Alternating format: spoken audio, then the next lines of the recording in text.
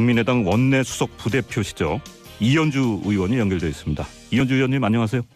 네, 안녕하세요. 네, 최근에 좀 일이 많았습니다. 이른바 그 문자 폭탄, 국민의당에서 피해 대책 TF를 만들었다는 소식을 들었는데 이게 이제 어떤 일을 하게 되는 겁니까 여기서?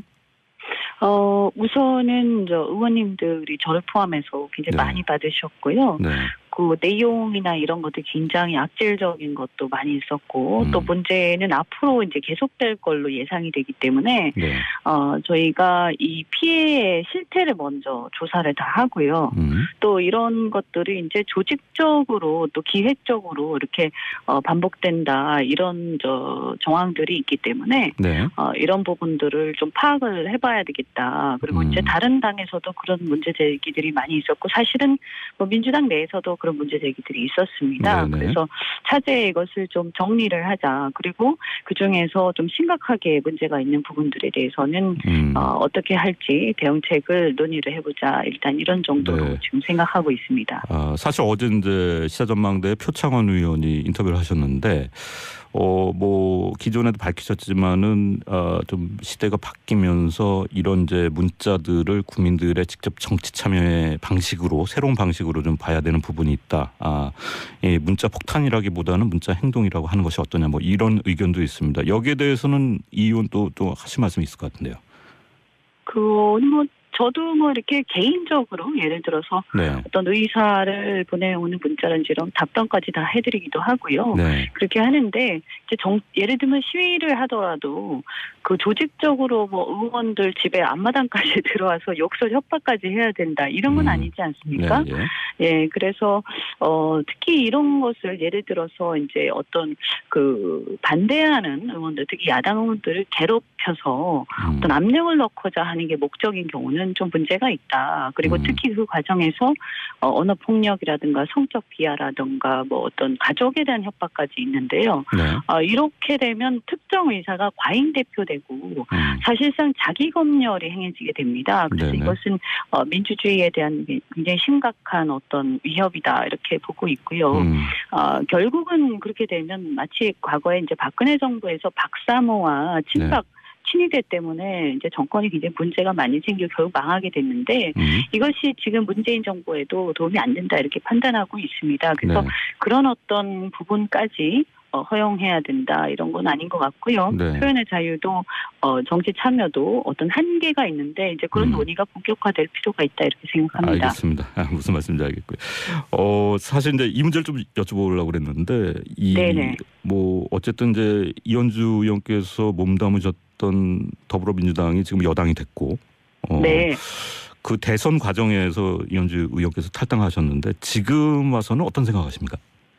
네. 저는 이제 그 제3의 정치 세력화가 필요하다. 우리나라가 계속 지금까지 양당의 어떤 극단적 대립으로 점철돼 왔었는데 지금 정치에 격변기에 있다 저는 이렇게 보고 있고요. 시대적으로요. 그래서 이 어떤 양당 체제를 극복하고 다당제로 가면서 어떤 합의제 민주주의가 정착돼 나가기 위해서는 이 제3의 정치 세력화 그리고 과거의 어떤 그 진보와 보수의 어떤 그런 이념 구도가 아니라 네. 국민들이 바라는 것은 양쪽 다 기득권을 좀 타파 개혁을 하고 뭔가 이렇게 맞춤형의 개혁이 필요하다. 그래서 정말 국민들의 시각에서 판단할 필요가 있다. 이런 민심이 상당히 있다고 봅니다. 그래서 네.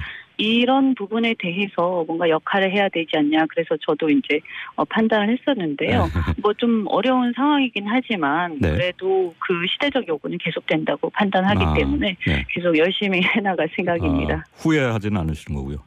네, 그게 제 정치적 소신이고, 민주당이 있을 때도 그런 주장을 해왔는데, 네네. 그때는 이제 양당제가 굉장히 이제 딱 확고할 때였으니까요. 그래서 지금 다당제가 됐는데, 네. 저는 차제의 이 개헌과 그 선거제도 개혁, 그런 정치 개혁을, 최대한 저희가 최선을 다해서 추진해가지고 아예 정치 체제를 바꾸고 이 다당제를 정착시키는 게 국민들께도 도움이 된다 이렇게 보고요. 이번에 뭐 인사청문회 같은 경우도 만약에 양당제였으면 또 극단적 대립만 반복하면서 시간을 끌었을 거거든요. 알겠습니다. 그래서 저희는 국민들께서 이제 시간이 지나면서 이 다당제의 필요성과 이제 우리나라의 민주주의가 어떻게 바뀌어야 한다 이런 생각들을 하실 거라고 생각합니다. 네.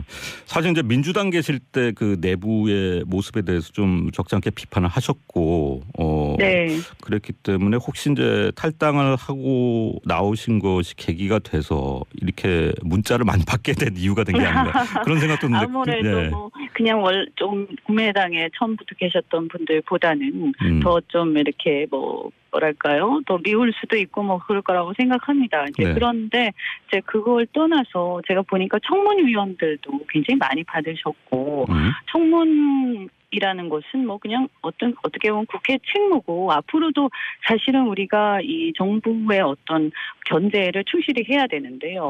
이런 게 계속된다면 사실상 자기검열을 통해서 국회의 기능이 부실해질 가능성이 있습니다. 네, 그래서 이런 부분들은 차제에 좀 사회 전체적으로 좀 성찰이 필요하다 이렇게 생각합니다. 지금 이제 재벌 기업이나 경제 민주화는 시대적 과제라고 볼 수 있습니다. 오늘 근데 그 대표적 인물로 이제 거론이 되는 김상조 공정거래위원장 후보자 청문회가 있는데요. 네네. 뭐 여러 가지 의혹들도 나왔습니다. 이제 이 의원 개인적으로는 어떻게 보십니까? 이제 당 차원이 아니고요. 제가 사실은 페이스북에다가 환영한다고 이렇게 올렸었는데 저도 경제민주화가 꼭 필요하고 또 경제민주화 포럼에 국회에서 대표를 맡고 있기 때문에요. 사실 굉장히 반가운 인사였습니다. 솔직히 말씀드리면요. 그런데 이제 최근에 드러나는 이런 일련의 어떤 문제를 보면서 개인적으로 어떻게 저렇게 너무 관리를 못하셨다는 생각이 들어서 좀 안타깝기도 하고 또 어떻게 보면 가장 걱정되는 게 이 공정거래위원장은 재벌 개혁을 해야 되지 않습니까?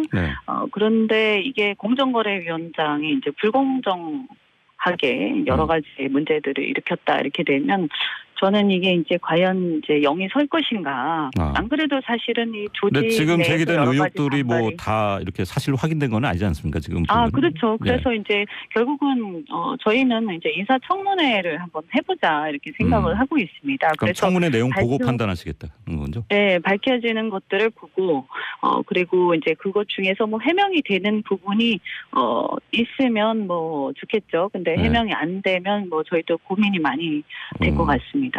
일단 자유한국당 같은 경우에는 강경화 외교부 장관 후보자에 대해서는 이제 낙마가 불가피하다 이런 입장을 정한 것으로 보이는데 국민의당은 어떻습니까? 이 부분에 대해서는 저희는 정말 심각하게 좀 우려하고 있고요. 왜냐하면 이제 도덕성이나 거짓말 이런 거는 변론으로 하더라도 저희가 지금 우리나라가 지금 사실은 이 외교에 이 나라의 운명이 달려 있습니다.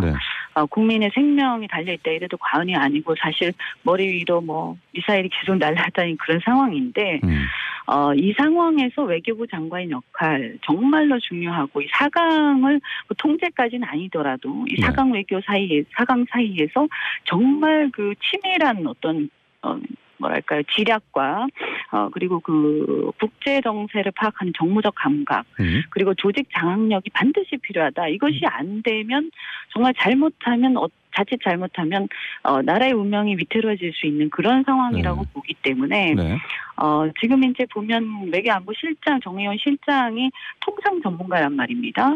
그런데 외교부 장관조차도 이렇게 그 국방이나 안보 쪽에 전혀 문외한이 됐을 때 이 문제들을 어떻게 과연 처리를 하고 또 이분이 사실은 통역이라든가 국제 구호 이런 쪽으로 주로 해오셨던 분인데 그리고 지금 우리의 상황과는 너무 맞지 않는다 이렇게 알겠습니다. 보고 있습니다. 자질 문제를 얘기를 하시는 거군요.